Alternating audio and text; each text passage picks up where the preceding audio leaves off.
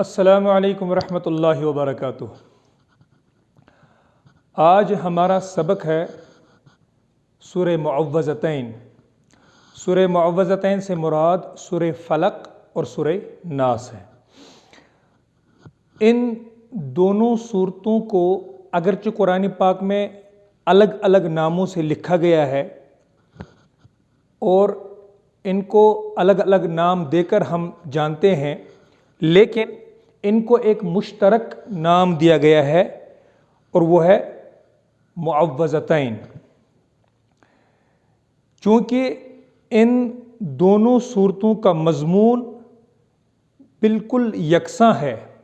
اور ان کا شان نزول بھی ایک ہی ہے، اور یہ جو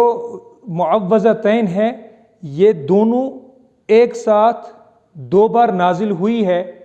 لہذا ہم ان دونوں کا جو ہے مضمون ہے وہ ایک ہی نشست میں پڑھنے اور سمجھنے کی کوشش کریں گے۔ سورہ معوذتین سورہ فلق اور سورہ ناس کو کہتے ہیں۔ مفسرین کرام فرماتے ہیں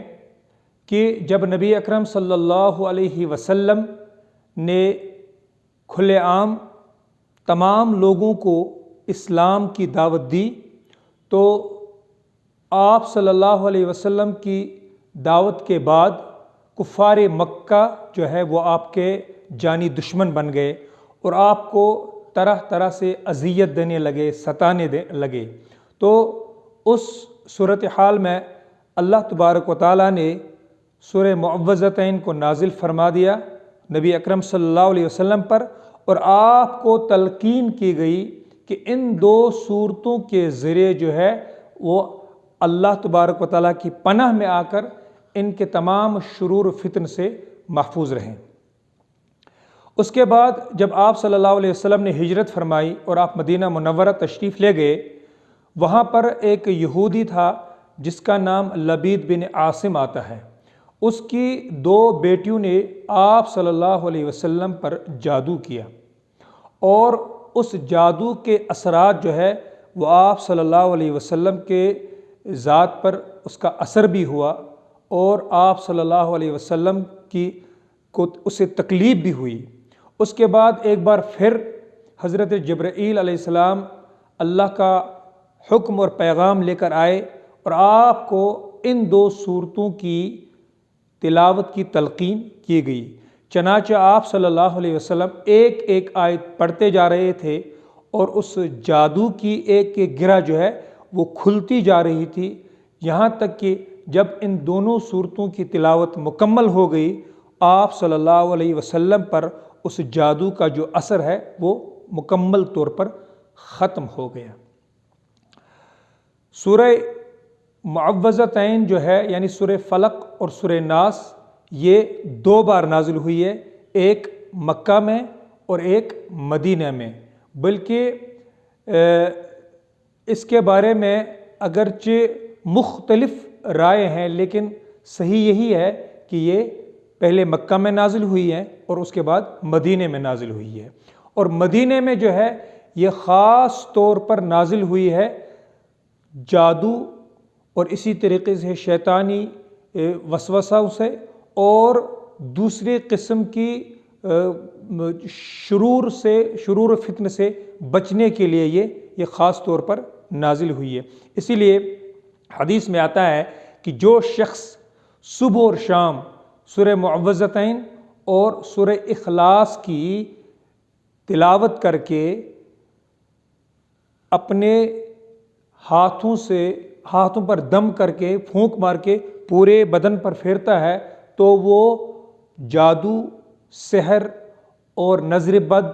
اور دوسرے شیطان کے وسوسوں سے محفوظ رہتا ہے۔ حضرت عائشہ صدیقہ رضی اللہ تعالی عنہا فرماتی ہے کہ آپ صلی اللہ علیہ وسلم جب رات کو بستر پر جاتے تو ان صورتوں کی تلاوت کرتے اور پھر اپنے ہاتھوں پر پھونکتے، اور پھونکنے کے بعد آپ جہاں تک آپ کا ہاتھ پہنچتا تھا آپ اپنے ہاتھ کو اپنے جسم پر پھیرتے تھے۔ تو جو لوگ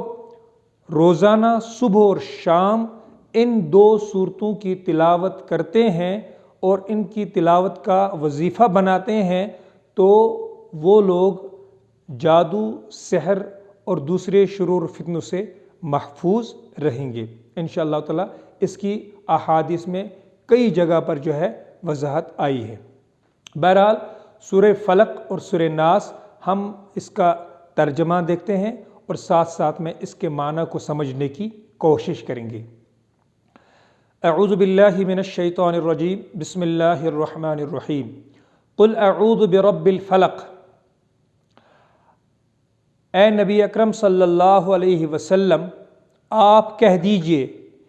کہ میں پناہ میں آتا ہوں صبح کے رب سے۔ فلق سے مراد یہاں پر صبح ہے۔ فلق کے معنی آتے ہیں پھاڑنا، جیسے اللہ تبارک و تعالیٰ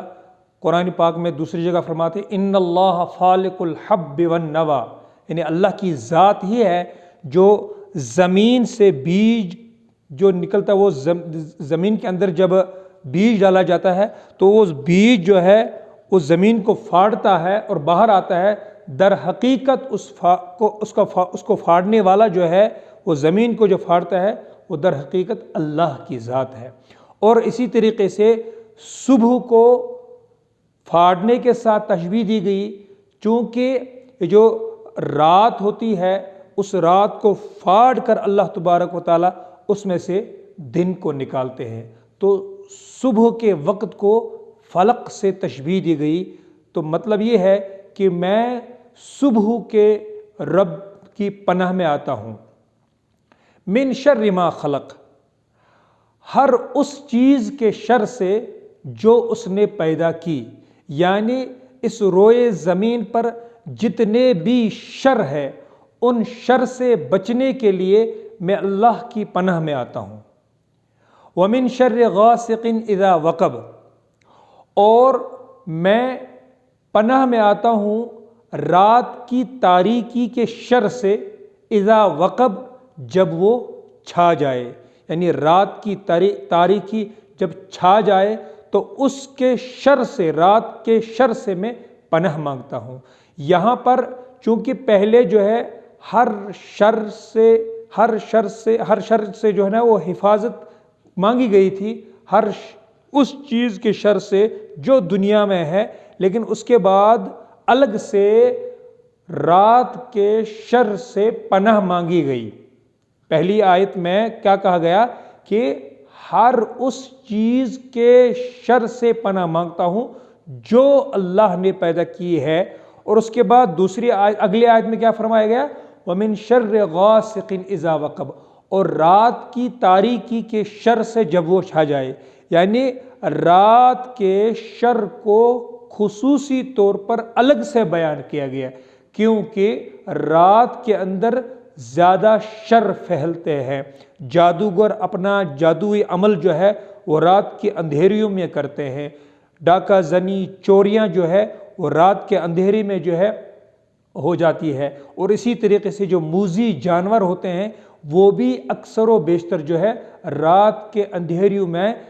جو ہے انسانوں کو تکلیف اور ان کو نقصان پہنچاتے ہیں۔ تو اسی لیے رات میں جو ہے وہ زیادہ شر پھیلتا ہے، تو خاص طور پر جو ہے وہ رات کے شر سے پناہ مانگی گئی۔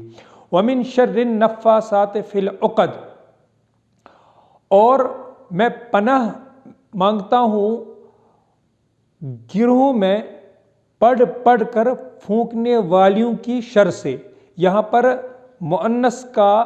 جو ہے وہ صیغہ آیا ہے، یہ اس بات کی طرف اشارہ ہے کہ لبید بن عاصم کی 2 بیٹیوں نے حضور صلی اللہ علیہ وسلم پر جادو کیا تھا۔ بعض نے اس کا ترجمہ یہ بھی کیا ہے کہ گروہوں پر پڑھ کر پھونکنے والی جانوں سے، یعنی جان سے مراد یہاں پر مرد بھی آ سکتا ہے اور عورتیں بھی آ سکتے ہیں۔ بہرحال یہاں پر چونکہ یہ مؤنث کا صیغہ آیا ہے تو یہ اس بات کی طرف اشارہ کرتا ہے کہ حضور صلی اللہ علیہ وسلم پر جو جادو کیا تھا وہ 2 عورتوں نے کیا تھا، لیکن جب ہم اس آیت کو پڑھتے ہیں تو اس سے پھر مراد ہوگا ہر اس جادوگر سے جو سحر اور جادو کا عمل کرتا ہے، میں اس کے شر سے بچنے کے لیے اللہ کی پناہ میں آتا ہوں۔ تو یہ پہلے بھی میں نے کہہ دیا کہ ایک ایک آیت حضور صلی اللہ علیہ وسلم پڑھتے تھے اور جادو کا اثر ختم ہو رہا تھا۔ تو یہ جو لبید بن عاصم کی بیٹیاں ہیں، انہوں نے ایک ٹوٹے ہوئے کنگھے پر حضور صلی اللہ علیہ وسلم کا موئے مبارک لے کر اس پر جو ہے انہوں نے جادو کا عمل کیا تھا، اور اس پر انہوں نے 11 گرہیں لگائی تھی۔ تو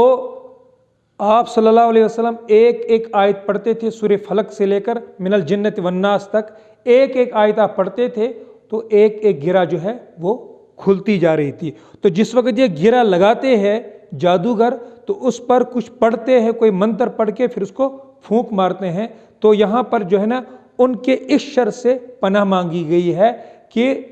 عقد پر، گرہ پر پڑھ پڑھ کر پھونکنے والیوں کے شر سے میں پناہ مانگتا ہوں۔ وَمِن شَرِّ حَاسِدٍ إِذَا حَسَدَ، اور میں پناہ مانگتا ہوں ہر اس حاسد کے شر سے جب وہ حسد کرنے پہ آ جائے، اور میں پناہ مانگتا ہوں حاسد کے یعنی حسد کرنے والے کے شر سے جب وہ حسد کرنے پہ آ جائے۔ تو اس صورت میں جو ہے وہ خاص طور پر 2 شر کا جو ہے وہ تذکرہ ہے،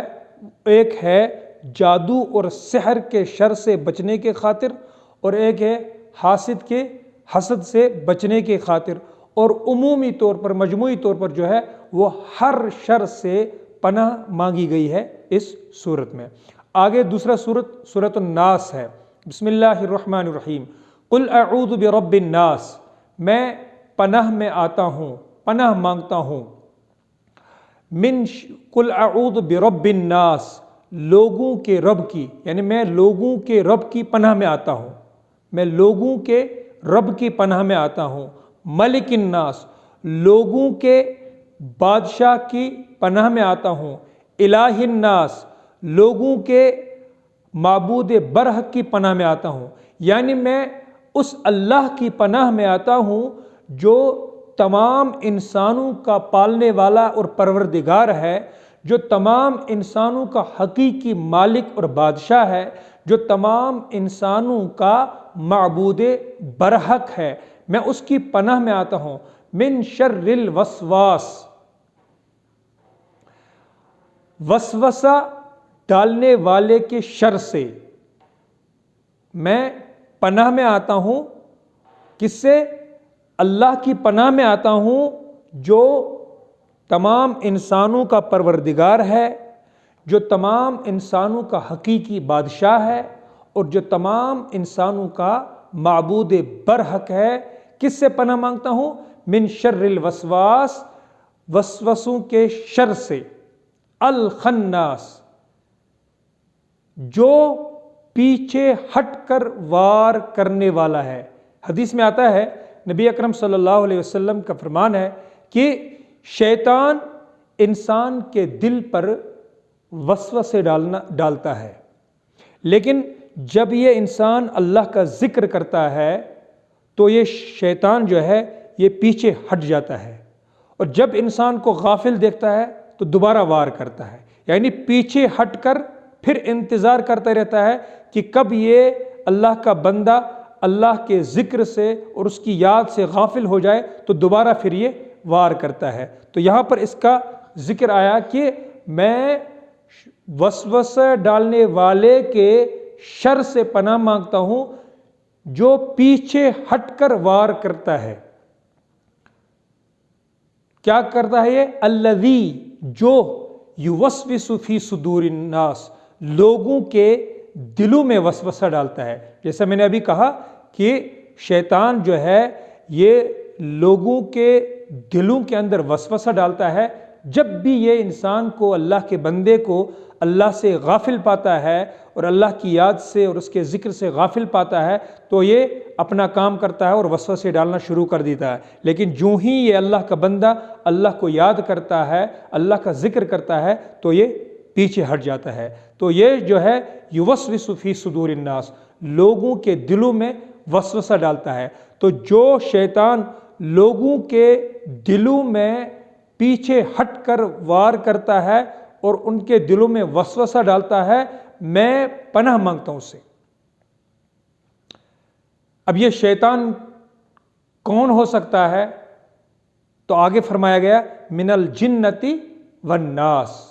خواہ وہ شیطان جو لوگوں کے دلوں میں وسوسہ ڈالتا ہے جنات میں سے ہو یا انسانوں میں سے ہو۔ جنات میں ہونا تو ظاہر ہے کہ شیطان جو ہے یہ جنات کی ہی ایک قسم ہے، لیکن انسانوں میں ہونے کا مطلب یہ ہے کہ انسان جب اللہ تبارک و تعالیٰ کی نافرمانی کرتا ہے اور شیطان اس پر اپنا تسلط جماتا ہے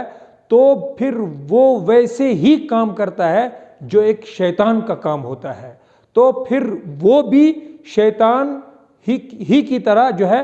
لوگوں کے دلوں میں وسوسے ڈالتا ہے اور لوگوں کو اللہ سے غافل کرتا ہے اور لوگوں کو اللہ سے دور کرتا ہے، اور پھر وہ شیطان کا ایک معاون اور مددگار اور اس کا چیلا بن جاتا ہے، تو وہ انسان نما شیطان ہوتا ہے۔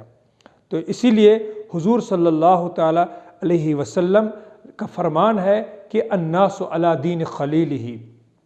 لوگ جو ہوتے ہیں وہ اپنے دوست کی عادتوں پر ہوتے ہیں، یعنی جو ایک دوست کی عادت ہے، جب چار دوست مل جاتے ہیں تو سب کی عادتیں ہیں جو ایک جیسی بن جاتی ہے۔ اس لیے آگے فرمایا فَلْيَنْظُرْ إِلَىٰ مَنْ يُخَالِلُ، تو تمہیں یہ دیکھنا چاہیے اور یہ سمجھنا چاہیے کہ میں اپنا دوست کس کو بنا رہا ہوں، میں اپنا ساتھی کس کو بنا رہا ہوں، کیونکہ کل قیامت کے دن ایک شخص کو جب جہنم میں جانے کا حکم مل جائے گا اور وہ جہنم میں چلا جائے گا تو وہ اس وقت افسوس اس بات کا کرے گا کہ میں نے اپنی زندگی میں جو دوست اور جو ساتھی چنا تھا وہ غلط قسم کا انسان تھا، اس نے مجھے گمراہ کیا، اس نے مجھے اللہ کے راہ سے دور کیا، اللہ سے دور کیا، جس کا نتیجہ آج یہ ہے کہ مجھے آج جہنم میں جانا پڑے۔ یوم یعض الظالم علی یدیہ یقول یا لیتنی لم اتخذ فلانا خلیلا، وہ اس کو افسوس کرے گا یا لیتنی لم اتخذ فلانا خلیلا، اے کاش میں نے اس انسان کو اپنا دوست نہ بنایا ہوتا جس نے مجھے اللہ سے دور کیا، جس نے مجھے دین سے دور کیا اور جس نے میرے ذہن سے دماغ سے آخرت کی فکر کو جو ہے وہ محو کر دیا اور مجھے غافل بنا دیا۔ تو شیطان جو ہوتا ہے وہ انسانوں میں بھی ہوتا ہے، اور انسانوں میں جو شیطان ہوتا ہے وہ ایسا ساتھی ہوتا ہے جو ہر وقت انسان کو دنیا کے اندر مشغول رکھ کے شیطانی اعمال اور اس کا کردار اپنانے کی تلقین کرتا رہتا ہے اور ایسے ہی مشورے دیتا رہتا ہے۔ بہرحال ان دونوں صورتوں کا جو مضمون ہے وہ یہ ہے کہ جب انسان ان حالات میں ہو جن کا انسان خود مقابلہ نہیں کر سکتا ہے، جیسے شیطان ہے، اس کا مقابلہ انسان خود نہیں کر سکتا ہے، اسی طریقے سے جو جادو ہے، جو سحر ہے اور جو دوسری قسم کے جو شرور و فتن ہے، تو اس وقت انسان کو یہ حکم ملتا ہے کہ وہ اللہ کی پناہ میں آ جائے، اور اللہ کی پناہ میں آنے کا جو ذریعہ ہے، جو طریقہ ہے، وہ یہ ہے کہ اللہ تبارک و تعالیٰ سے مدد مانگے اور اللہ تبارک و تعالیٰ سے دعا مانگے کہ اے اللہ مجھے ان تمام شرور و فتن سے جو ہے وہ محفوظ رکھے۔ احادیث میں کثرت سے جو ہے نا اس بارے میں تلقین آئی ہے کہ انسان کچھ دشمن ایسے ہوتے ہیں جن کا مقابلہ انسان خود نہیں کر سکتا ہے، اس کے لیے اللہ تبارک و تعالیٰ نے حکم دیا ہے کہ ان سے بچنے کی خاطر تم میری پناہ لے لو، تم میری پناہ میں آ جاؤ۔ تو انہی میں سے وہ شرور ہے، وہ شر ہے جو ان دونوں جو ہے صورتوں میں جن کا ذکر آ چکا ہے۔ اللہ تبارک و تعالیٰ ہم کو تمام شرور فتن سے اور شیطانی وسوسات سے محفوظ رکھے۔ وآخر دعوانا ان الحمد للہ رب العالمین۔ یہ 2 صورتیں مکمل ہو گئی۔ انشاءاللہ تبارک و تعالیٰ اگلے جو نشست ہوگی اس میں ہم آگے والے صورت کا جو ہے وہ ترجمہ اور مطلب سمجھنے کی کوشش کریں گے۔